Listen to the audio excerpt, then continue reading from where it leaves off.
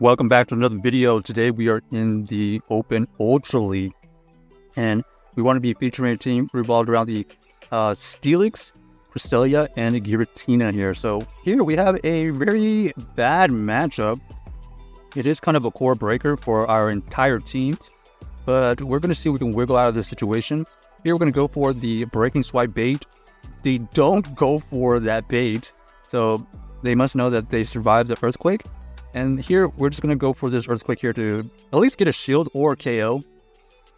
They do let it go, which is interesting. They switch into the Toxicroak, so then we're going to switch into our Cresselia. This Cresselia is going to have a really good matchup against this Toxicroak here, so we don't have to shield anything initially. And they are actually really weak to this Cresselia, so this has turned around quite nicely for us.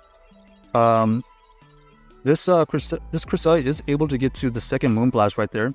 No debuffs right now, so we're gonna have to try to get to another Moonblast. We actually CAP tie. We do barely survive, so very nice by the Cresselia right there. Able to get to 3 Moonblasts right there, and able to get it low enough so that we snipe that energy with our Giratina, and they go ahead and quit because the Giratina is also good against that Toxicroak right there. So wow, what a beginning. That first lead would have been disastrous if they actually play that out. Not sure why they didn't shield at any point right there, but we got very fortunate. So here we have the Registeel versus this Steelix. Another not so great matchup, especially since it knows the Focus Blast. It does get to the Focus Blast before we get to the Earthquake. Here we're just going to go for this Earthquake here because we know that it can survive, and looks like they do let it go. Here we're going to switch into our Cresselia. We're going to hope that they switch out. Another thing to note is this Cresselia is running the Moonblast Future Sight version. We're testing it out, as sometimes this Cresselia gets locked into a Charizard and you want a little bit more damage with the Future Sight, but right now we don't see any Charizard in sight. They actually switched out of the Registeel matchup into their Giratina. So we are able to get one Moonblast off to do about, 25% damage. We're going to come back in with this Steelix. We're going to be able to get to these breaking swipes. We actually want our Giratina on their Steelix versus this. So they go for this Shadow Force here. The Shadow Force is debuffed, so it doesn't quite do as much damage.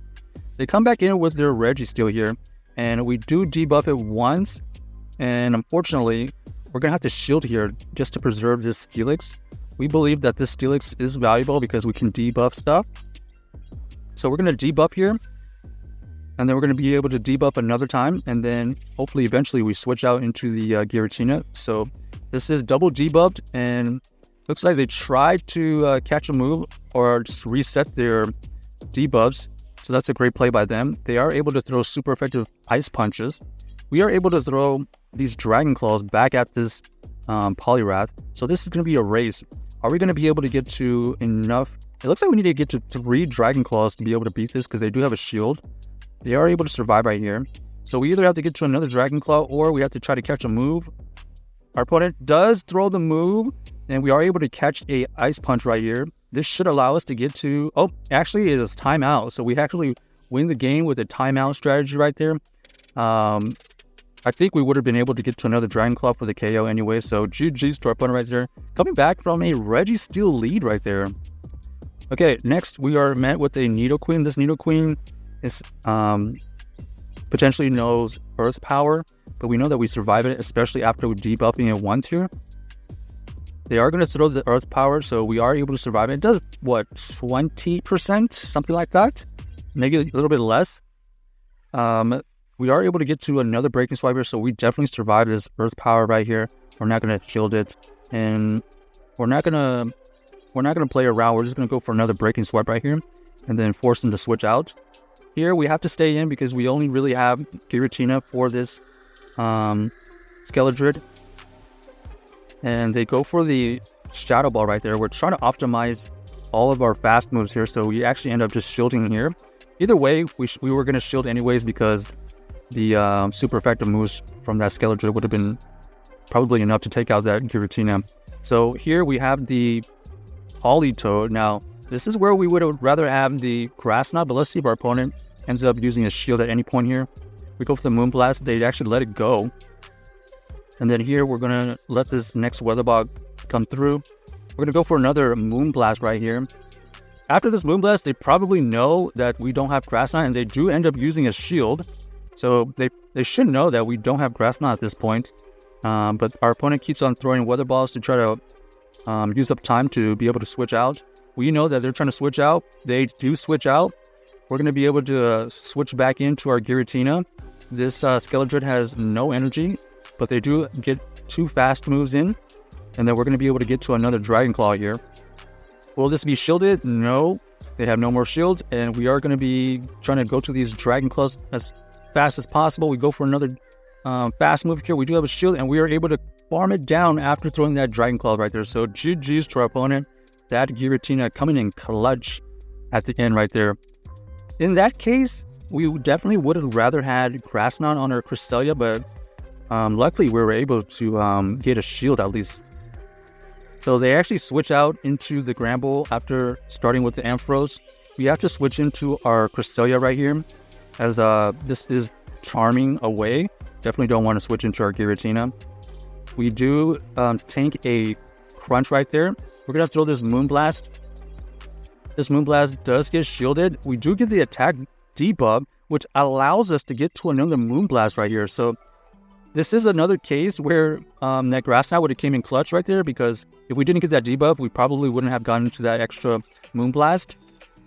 Looks like they have double Charmers in the back, so this Steelix versus this Ninetales is a way better matchup, obviously.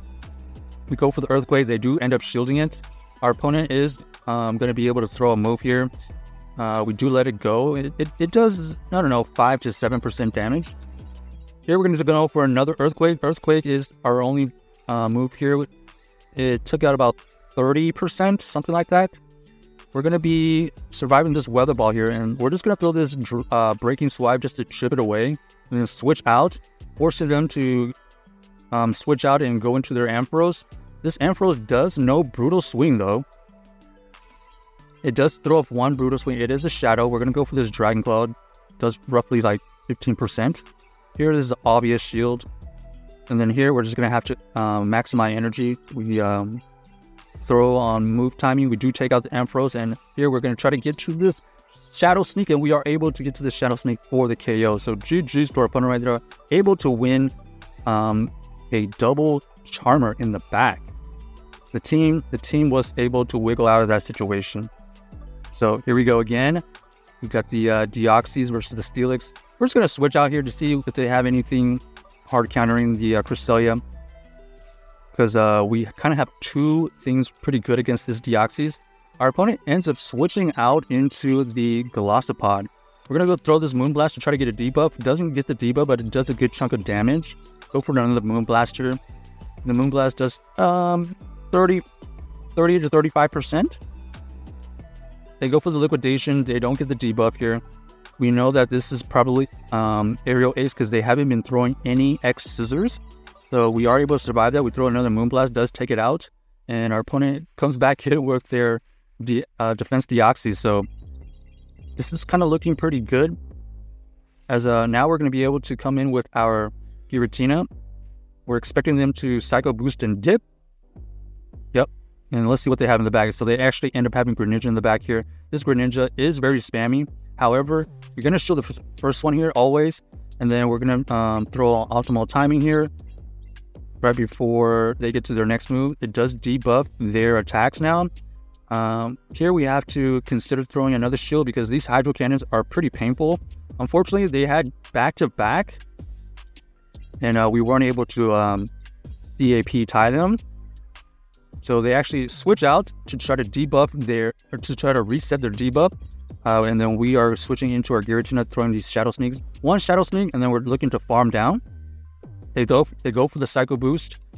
It does do a good chunk, but then now all these other Psycho Boosts are just doing significantly less. We actually farm it down. We go for this Dragon Claw here. Is this going to take it out? Not quite. But now we're forcing them to use some energy. Right there, we do get the CAP tie again. They go for the Night Slash, and here we're going to farm them down with that Steelix. So GG's to our opponent, coming back from a defense Deoxys. Check out this team if you haven't already, and let us know if you enjoy the video.